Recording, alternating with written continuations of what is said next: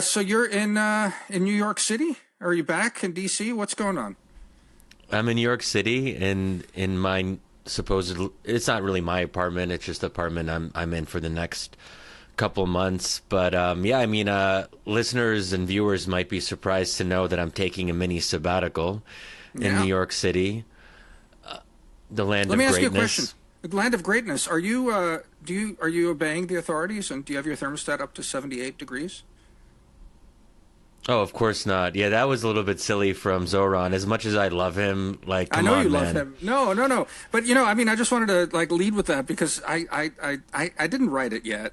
I really am going to try. I just got back on it's that Monday night from Europe, and Europe's been having like an insane heat wave, and Yeah. again it's I was just in they don't have. Amsterdam last week myself, so I No, experienced some of so you that. experienced it, and so I don't know. There's a lot of Twitter talk, a lot of sort of trash talking about Europeans and their attitudes towards air conditioning and the rest of it, and like partly I was holding my fire because I was wondering whether we'd have electricity problems, kind of like New York seems to be having right now, if with the heat wave that was coming, but I came back through Munich, right, and the airport in Munich was at least at 78 degrees, if not higher. And I was like reading about it and just like it's an airport, man. Like if you can't keep an airport cold, like what's civilization for? You know what I mean? And it really struck me, like reading about sort of German attitudes towards this. There's a kind of like moral element to their opposition to air conditioning, from what I could read in the commentary that was like sort of out there. And it's not, I thought maybe because they shut down all their nuclear power plants that they were in trouble with that and were like having electricity shortages, but it's not that. It's straight up, it is sinful for us to use energy to fight climate change that we are responsible for ourselves, so we must suffer. Like I'm overstating it a little bit, but that's kind of the argument. And like it got me like really worked up. I was just like, you don't have to be a climate denialist. You don't have to be even a dick to just sort of say human civilization, the story of humanity has always been like working to improve our lot. And it's kind of a heroic story, like it's there's always externalities, things that we do to improve our lot, like does bad things.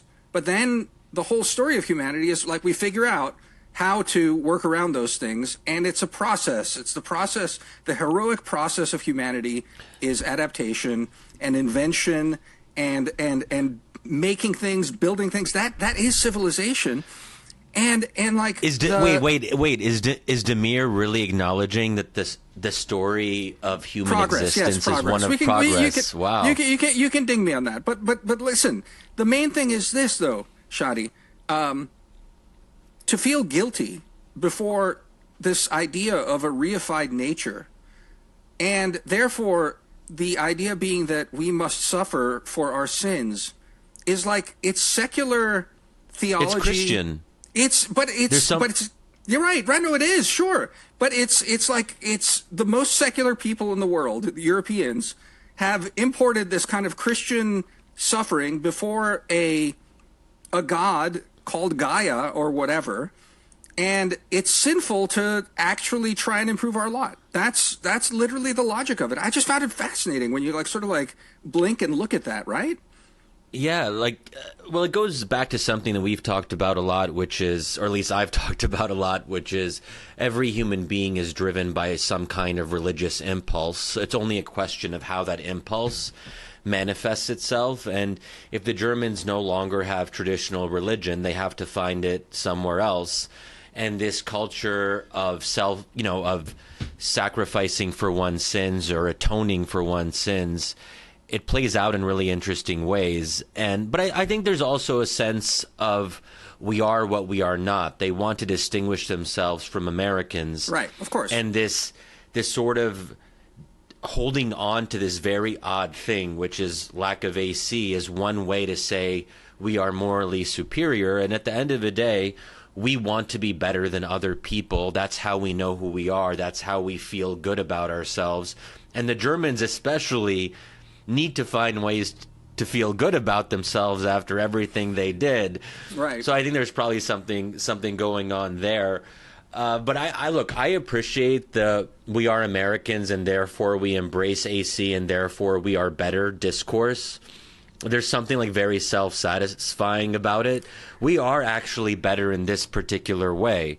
And Yeah. I've saw some stats. I don't know how accurate this is, but something like, more Europeans die from heat exhaustion than Americans die through gun violence annually. Yeah, it's hard to measure. I mean, I dug into that a bit. I think it's like the excess death thing is kind of hard to measure, and it's a fun stat. No, but I mean, I guess the question though is just because you're in New York and like I was making jokes to colleagues that it's Paris on the Hudson now with Mamdani doing the 78 degrees thing, right? I mean, how do you come down on the whole sort of human progress thing on this? Like, should now again, let's grant that New York's power grid is strained, so they're actually under some stress. But like, Mamdani's a talented politician, and he knows that this kind of thing plays well with a certain part of his constituency, I imagine.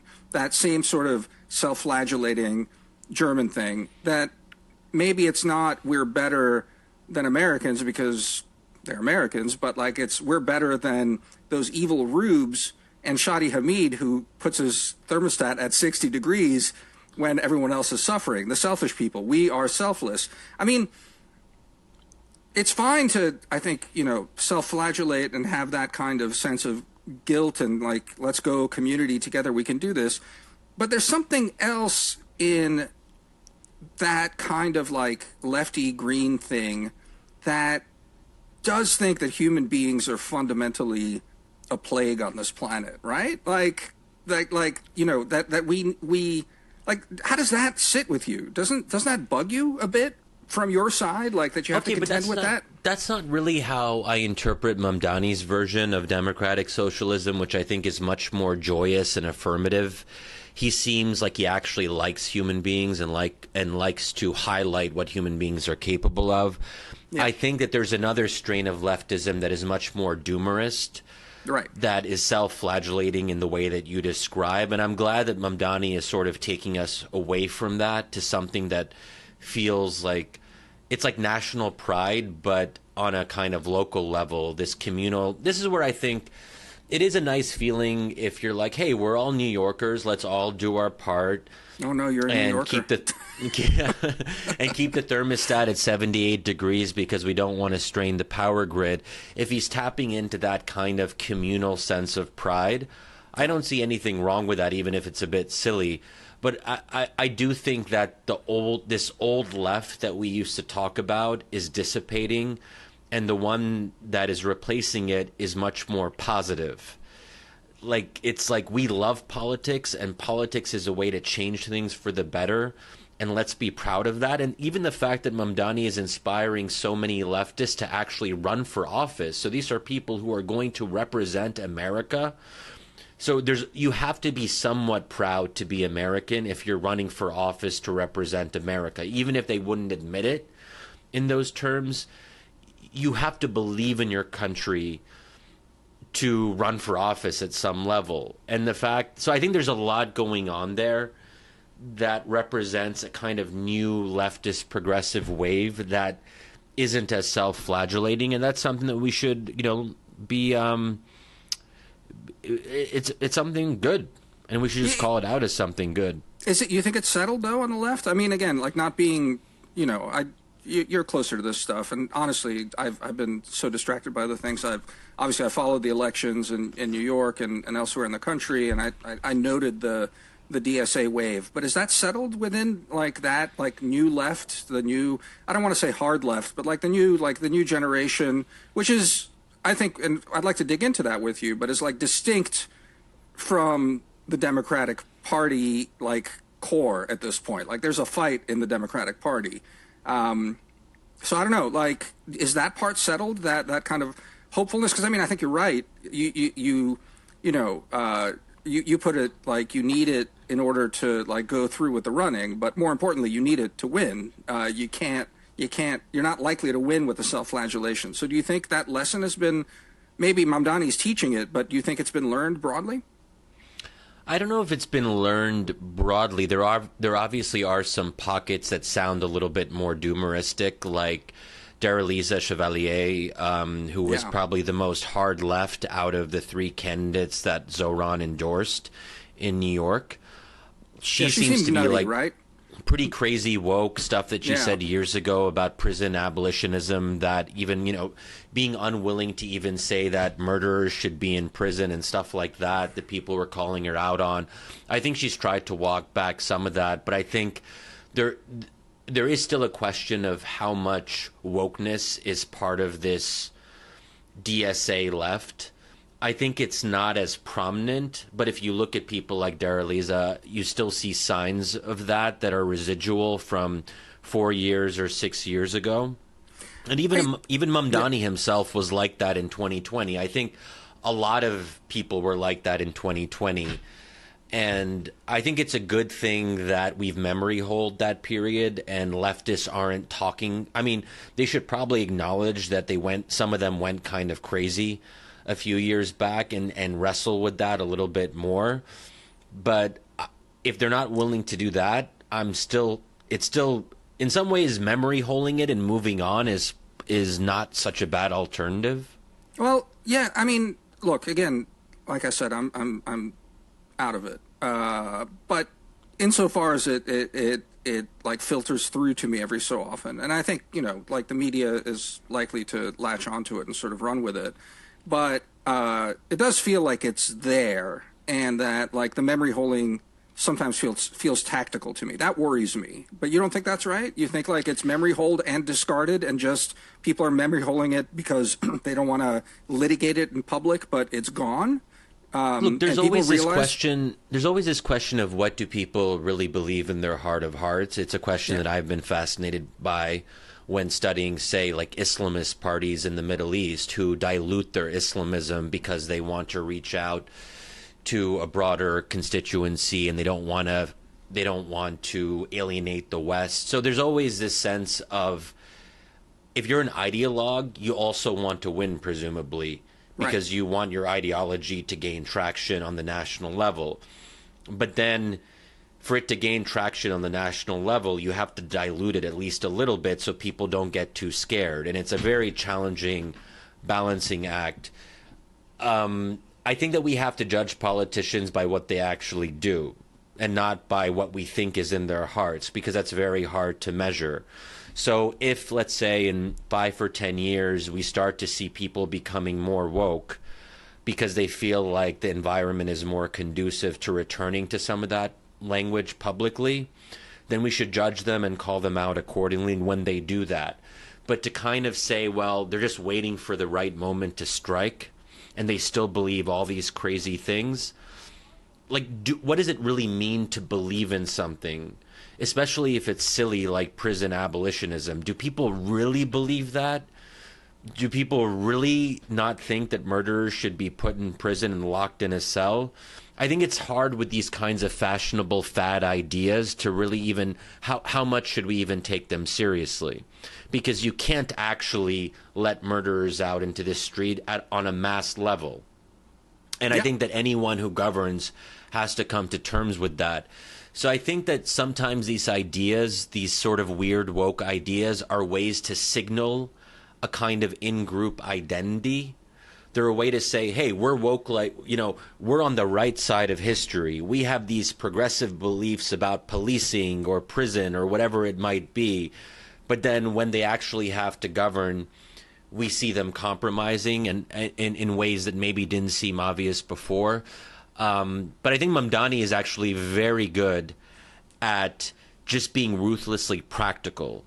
He is at some level an ideologue, but when he actually in his governing, he's willing to just get shit done And I think that sets a new standard for people on the DSA left, which is, hey, Mamdani is he's our star. He's the person we want to emulate. And look, he's really practical. He's just getting things done. He's fixing the potholes, so to speak. Yep. That was the same. It reminds me of the discourse around Hamas and Hezbollah, like when they had their brief, when Hamas had its brief moment. It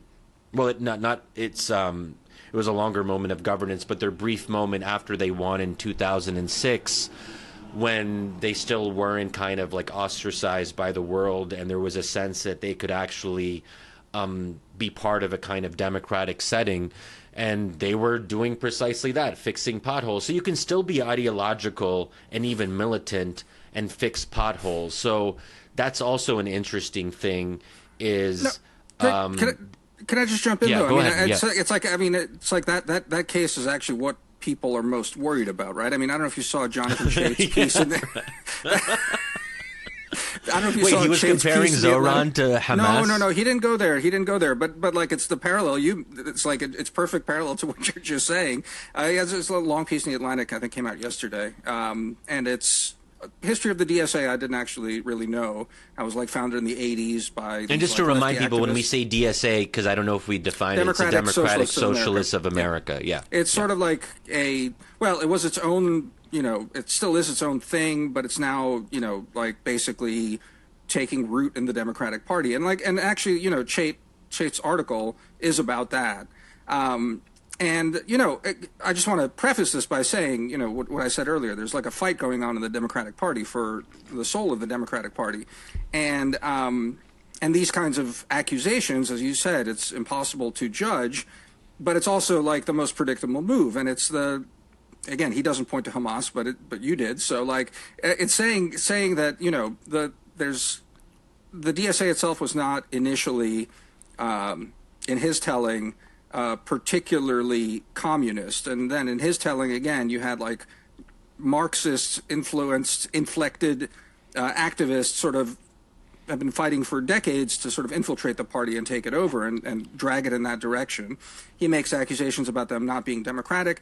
Then he says something along the lines of that there was something in Jacobin magazine, and apparently this is in the discourse of the DSA, that, the approach to the Democratic Party and entering Democratic Party politics is to, there's like two theories of it, which is, gain some legitimacy via it and then like clean break and start your own party, or what he says is a dirty break, which is again this kind of like theory. It's like you need the Democratic Party for the voter rolls, for the legitimacy, for the growing, and basically like take it over from the inside.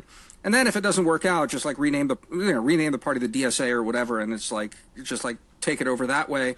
But there's like a dose of pragmatism as a screen for actual ideological commitments down the line, which is unprovable. Like it's straight up unprovable. It's unfalsifiable, which makes these conversations really hard, and that's why I think it's always best to have a wait and see approach. I mean, it does seem to me that, and I actually wrote about this in a Washington Post column a few months back about Zoran Mamdani and the post-woke moment. I was making the argument that he was part of this new trend in democratic politics that was de-emphasizing the woke stuff, the culture wars.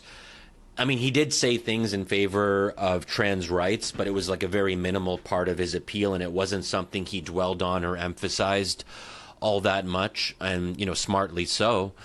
But I did discuss in that piece, drawing on the work of Ross Barkan, who we've had on the show, is that Mamdani's through line is Palestine. That's what really gets him going. Right. That's what he seems to be most committed to and most passionate about in terms of like ideology. I think he's also really passionate about New York, but that's not really like an ideology per se.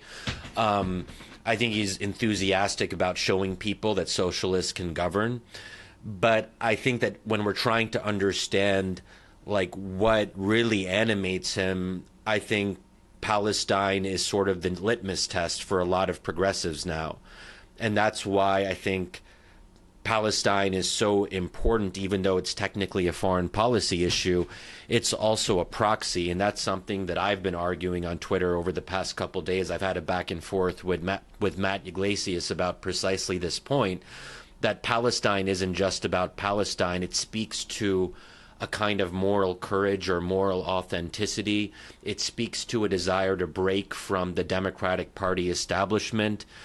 And I think that similarly with Abdullah Sayed, who's running for governor in Michigan, Palestine is obviously very central to him as well, but he also seems very passionate about things like Medicare for all. So it's a question of, I think that you can be ideologically committed to a lot of different things at the same time, but I think it is worth looking at the history of a particular candidate and seeing what they were really focused on in their early days of activism. And that's where I think Palestine becomes really important to understanding Mamdani and how he came to be the person who he is and how he kind of rose in the ranks. But so, I mean, we can talk about that, though. I feel like, I mean, I think listeners know where you're coming from on this, and I'm most interested in a way to know what else you're willing to get on board with as part of the broader package of what a bigger DSA-fueled Democratic Party would be for beyond Palestine. Because I know that's like your number one issue, but like, what are like red lines for you on some of the more, economic stuff? Now, I know, you've been open that you like a lot of Bernie stuff. Like, I mean, are there any things that the rising left, okay, you said prisons are stupid, abolish the police is stupid.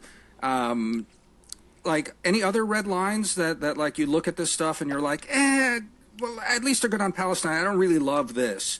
Are there any sort of things that make you nervous about, like,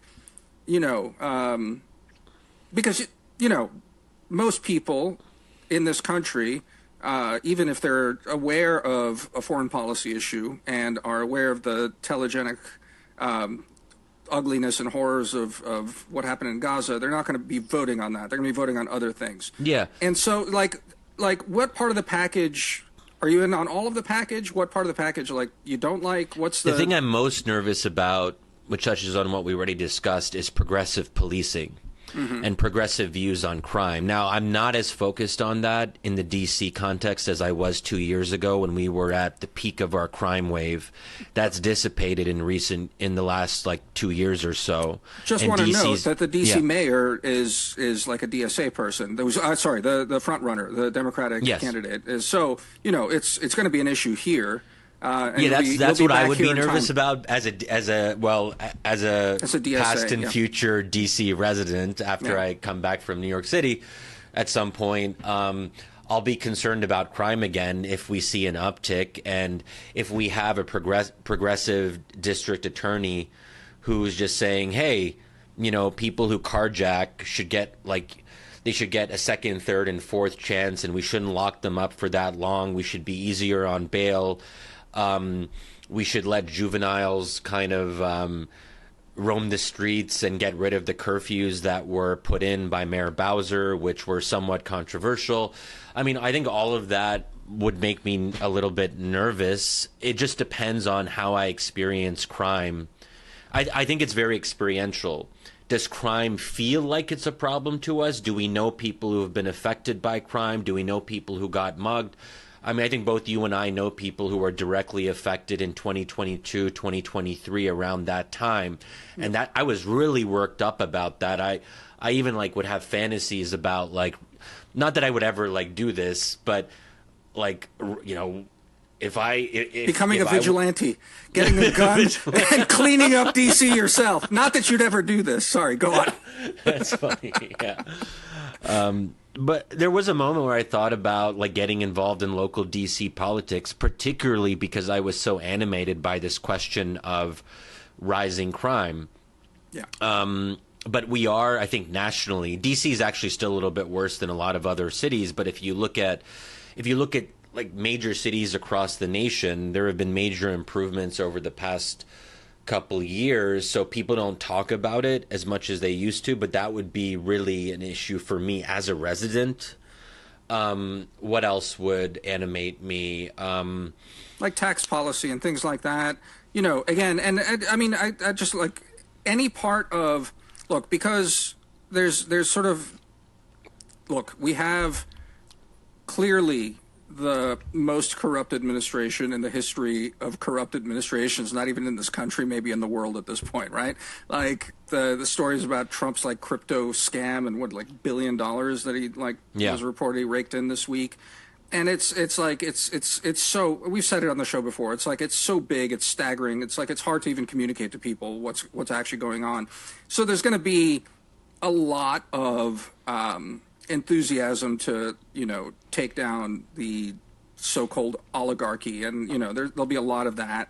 Do you worry though, at the limit that people with commitments that the DSA shares, and I think it's part of their platforms and things like that, about nationalization, about like public ownership of all sorts of things. How far comfortable are you on that like spectrum of things? Again, hard to tell what would be implemented, what would be possible to implement, but it'll be run on. And I just like put it to you that there's like so much kindling out there that it's not going to be an obvious loser to run on it. So like I'm asking you personally, where do you get queasy?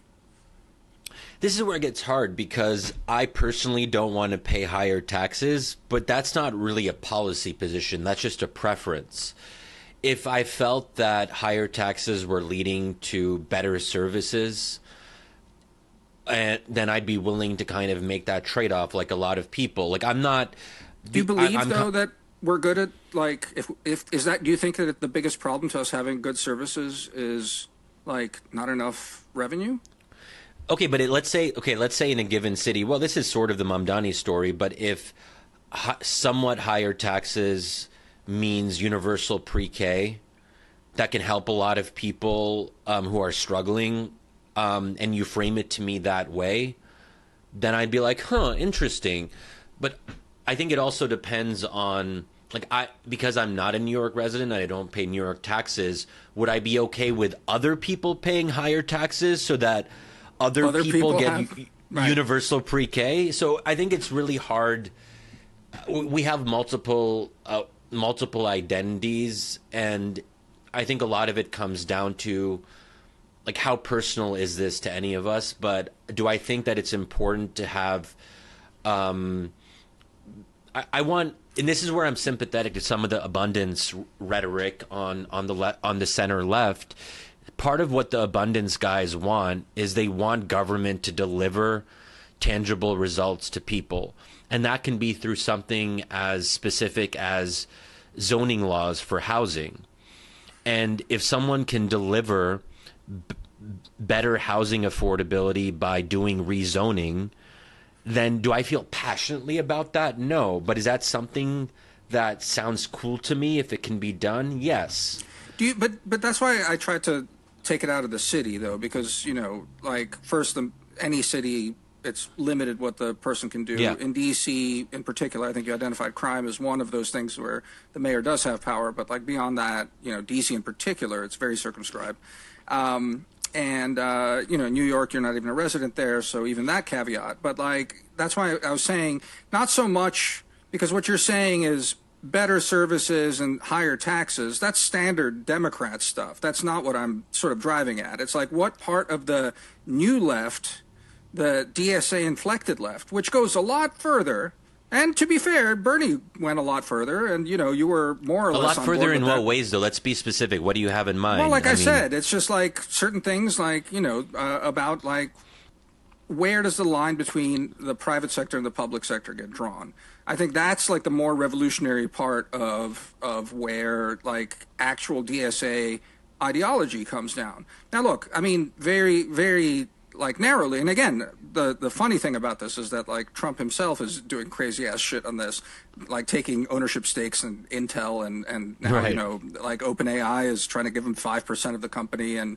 But Bernie said, the country needs to have 50% ownership stakes in the AI companies. And you know me, I'm not like particularly ideological about this, but I hear that I'm like, whoa, you know, not because I think the AI companies are good. Like I quite the opposite. I think that there's like messy, ugly stuff going on there, but like that gives me a lot of pause, and it gives me pause that like Trump has taken a stake in Intel. It gives me pause that he's done that because he's opened the door to far more ambitious things that are likely cooking. That on principle I don't like, and I'm wondering, like, you know, where you fall on something like that. Like, yeah, public So ownership okay, of let me private let me say a companies. little bit more about. Well, first of all, I want to acknowledge that most people, including me even, don't vote on policy. There's actually a really good book about this called Democracy for Realists by Christopher Atchin and Larry Bartels. Maybe we've discussed it mentioned it on the pod before, and we'll include a link to that in the show notes if people want to read on. But they basically make the argument that elections are largely about in-group feeling and identity. We want to feel that our team is winning, and we want to be loyal. Like, it's about what makes us feel good, really. And it's about what makes us feel like we're part of something bigger than ourselves. So this is where I think the Bernie language on economics is really helpful, even if I don't love the policy implications because I'm not a socialist, is it's a moral language. And I think we need morality in politics, and I respond to moral language in politics. When I see a politician who seems genuinely angry at corporations or billionaires, putting the policy aside, it's like, oh, he's willing to fight for me. He has commitments. He has principles. He has convictions. So it's part of a signaling device that is, and I think that's a useful way to get people to vote for you.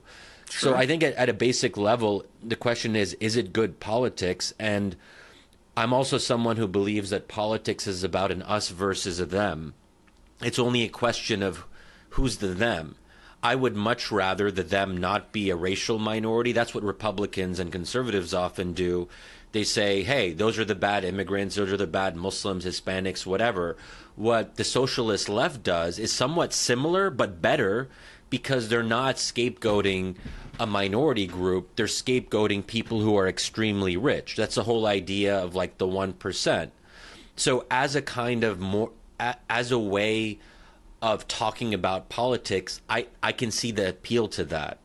I would never disagree with that. I mean, like, this podcast was started on the sort of, you know, wisdom of crowds, right? It's mocking people for voting their feels and getting Trump. And and so and again, I think it's something we've discussed a long time ago, is that like the Democratic establishment dodged a bullet by dispatching Bernie at all costs. It was a toss-up in 2016 which party would fall first, and it was the Republicans. They fell to populism. They fell to Trump. And what you're describing is populism, ultimately. And for neither of us is that like a cuss word. You know, the way I'm sort of like looking at all of this, and I've just been waiting for the moment, is this moment that's happening right now, which is to say, this is a force that's been coming for politics in America for a long time. We've had an entrenched duopoly of, you know, people call it the uniparty and whatever, and it's rotten and hollow, and it involves liberalism at its core, which is also, in the post-Cold War context, has been hollowed out of meaning and doesn't resonate with people. So again, as the kind of like political messaging and you know, strategy, of course, and like, give me the popcorn. You know, I'm not voting for these DSA folks, but give me the popcorn. I love to see it. I love to see it tried. I love to see all sorts of things tried. The only thing that gives me pause is that I feel like in the last year and a half, and partly because of, you know, Robert's decision, which I believe we did a show on this too, about the immunity for the presidency. Yeah. And there are arguments about, you know, why it was necessary, because, you know, you need to like limit lawfare to a certain extent. It's now clear 18 months later that it's backfired terribly, that like Trump is completely unchained, and he has recreated our like governing social compact in a lot of ways with this like unitary executive approach to things. The unitary executive is more powerful right now, and he has completely reset the bounds of what is normal politics and what is normal policy. So again, now I think we do have to start asking ourselves the question of beyond the feels, which I don't think you and I disagree with at all, and say, like, at what point, like, what's actually being done is too much. Obviously, I think most of what Trump is doing is too much at this point. Like, again, and I'm just keeping it narrow on the economic stuff. You can go much further on that, and you can bring in moral things on that. But I do think at this point, we can't just be talking about the feels and then say, well, the system will constrain the politician when they get there, because I think that's gone. Like, the constraints are absolutely gone. And that's the room that the DSA is walking into right now. And that's why they're so excited. They've seen what's possible.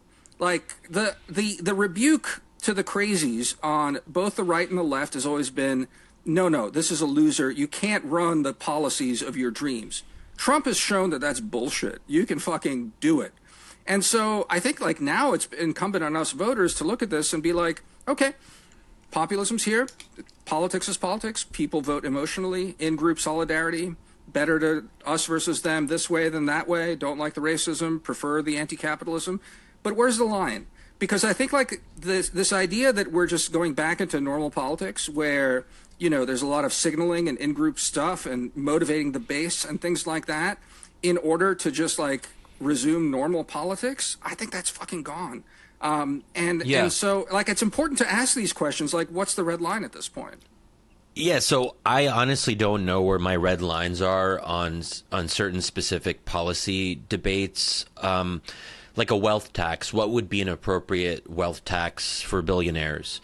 Is it 1%? Is it 2%? I mean, but I also think it's very hard to have a belief about that. So when people say, Shadi, not that anyone really asked me this, but Shadi, do you believe that taxing billionaires at a higher level is good? It's sort of like, well, what's the higher level? But it's also like, is that something that one believes in?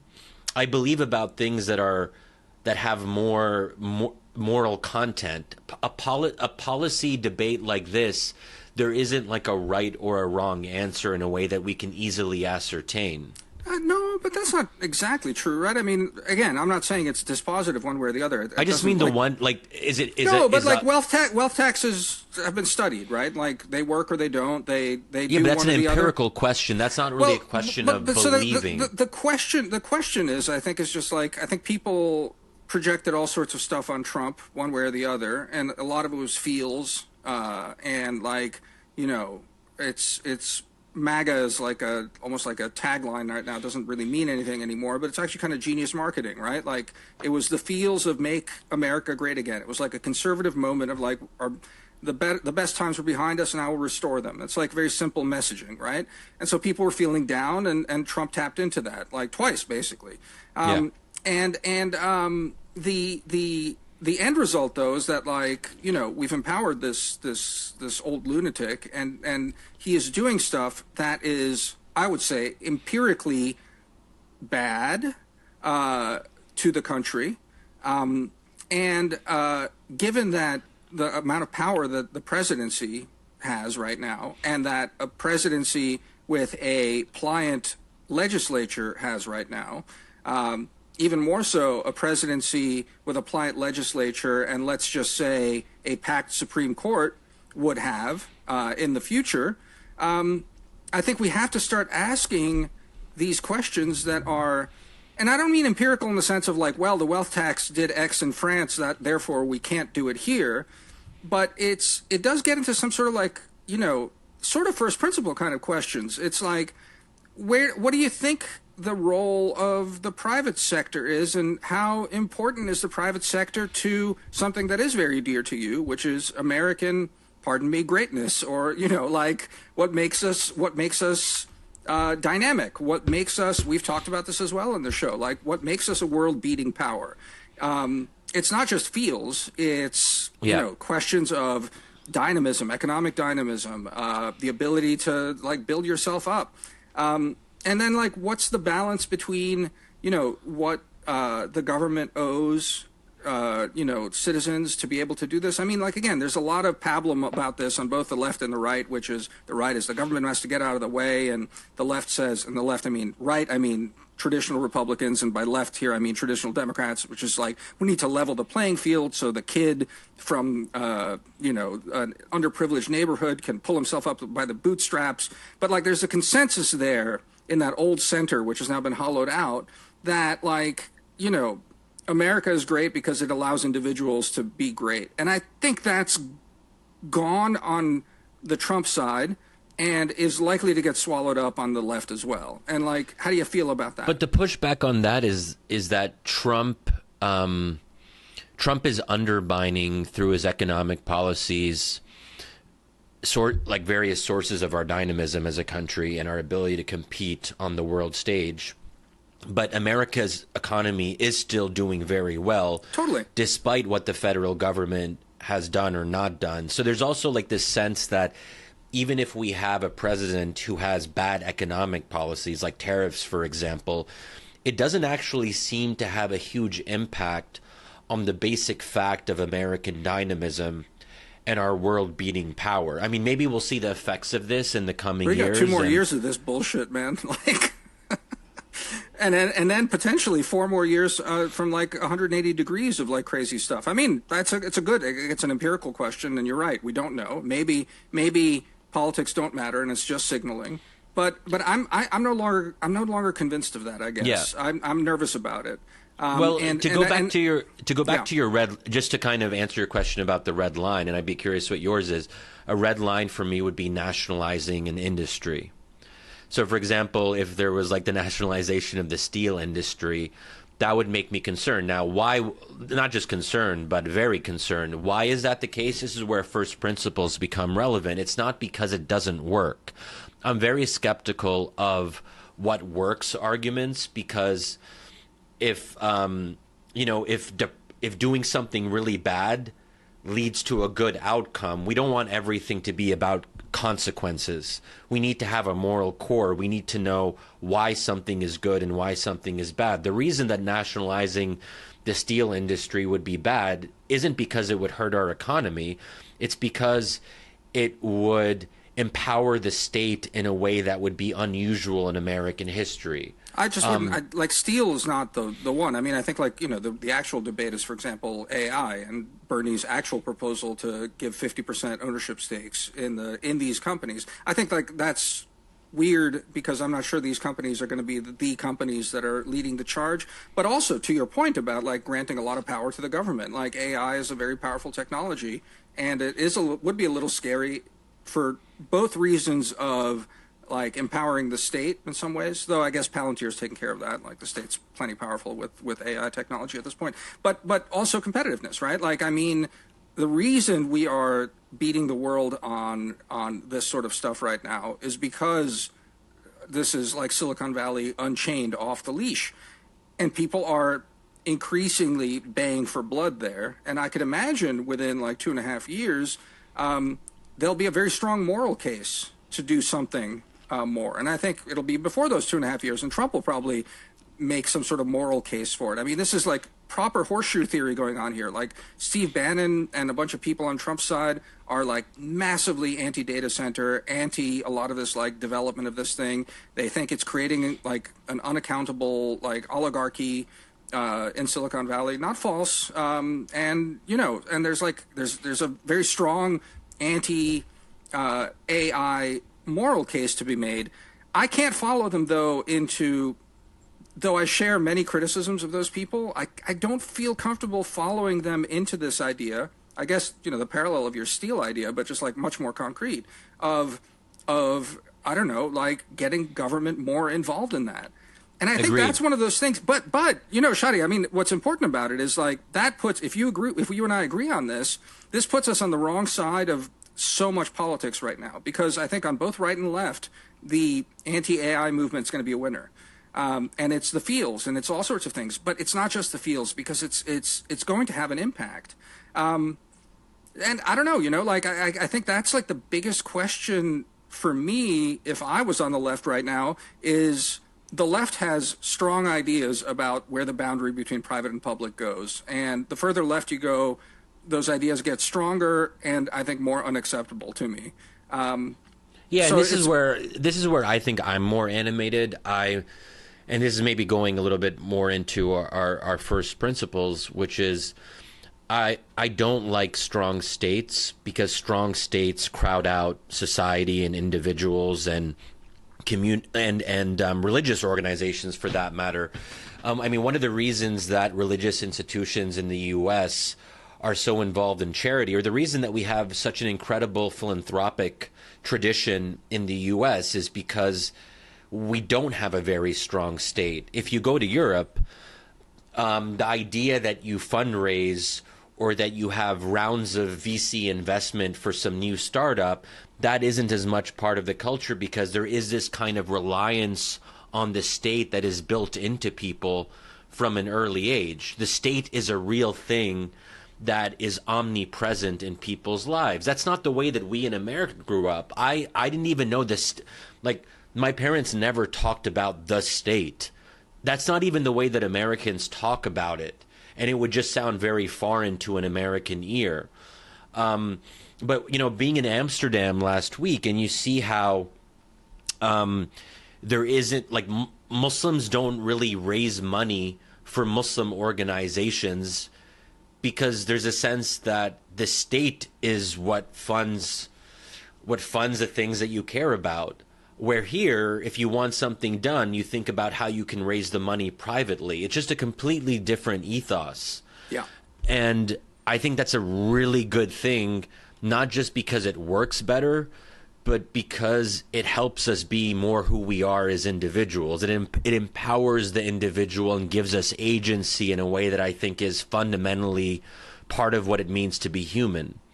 So I guess that's important to me. And I think that if you had someone like Bernie in power for like a significant enough period of time, that would force me to kind of contend with this in a much more practical way. Like, wait a second.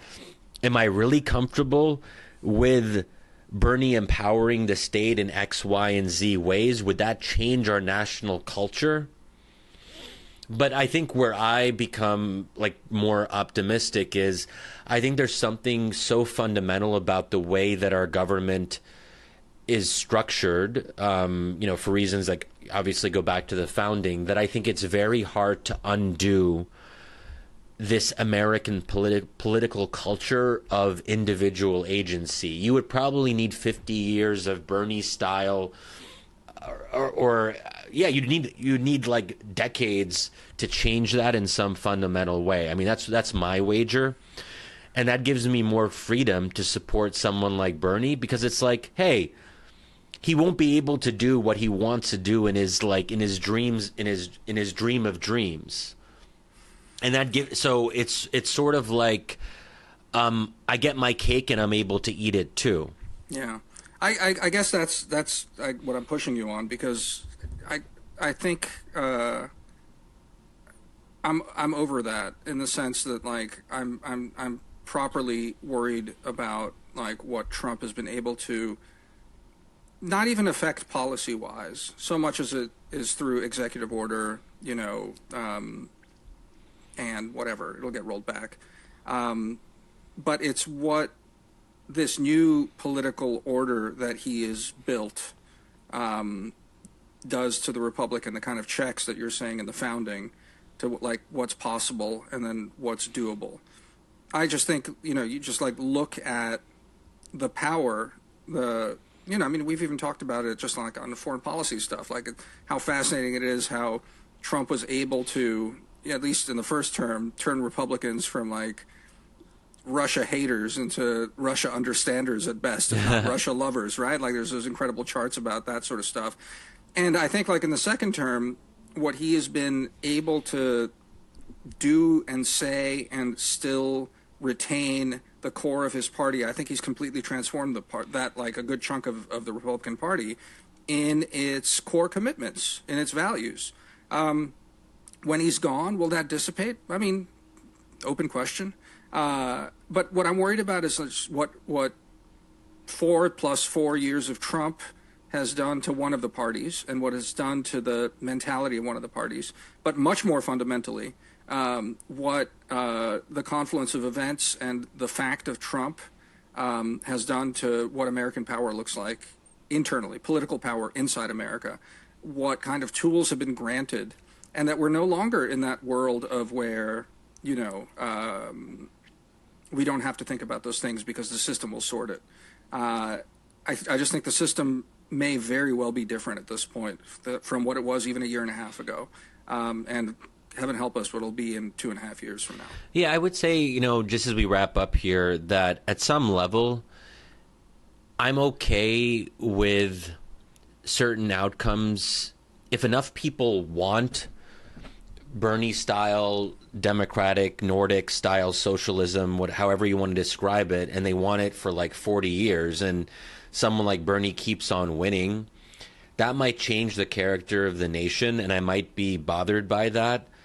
But at some level, if that's what people wanted time and time again in an election after election, I think that I'm willing to defer to that to a significant degree, because if the people want it, presumably they want it for a reason. Oh, I agree. I mean, we've always agreed that the people deserve to get Trump and get him good and hard. They voted for him, and it's like, I mean, that's the old Mencken thing is 100%. But that's a different question from what you and I are personally happy about, and I think it's an important one. And I mean, it'll be really interesting to watch, you know, how you're like as the political power of the new left actually takes concrete shape. Be curious to see where you do and don't get uncomfortable as time goes on. We'll see where I get. I mean, isn't the term like getting mugged by reality, and that's how the old socialists became neocons? Yeah, maybe you can refound neoconservatism from the ashes. All right, my friend. Okay, later, Damir. Bye. Bye.